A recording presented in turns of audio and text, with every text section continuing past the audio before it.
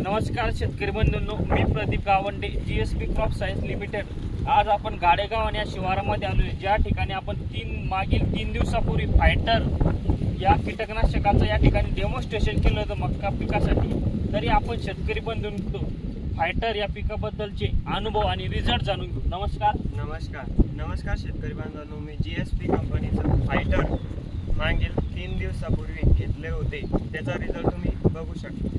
या ठिकाणी बघा तुम्ही, एकदम खतरनाक 3 दिवसापूर्वी या ठिकाणी फायटरचा डेमॉन्स्ट्रेशन झाला होता आणि या कीटकनाशकामुळे आळी अक्षरशः काळी पडून मेलेली आहे बघा 3 दिवसामध्ये। तरी सर्व शेतकऱ्यांनी हमखास फायटर या कीटकनाशकाचा वापर करावा। धन्यवाद।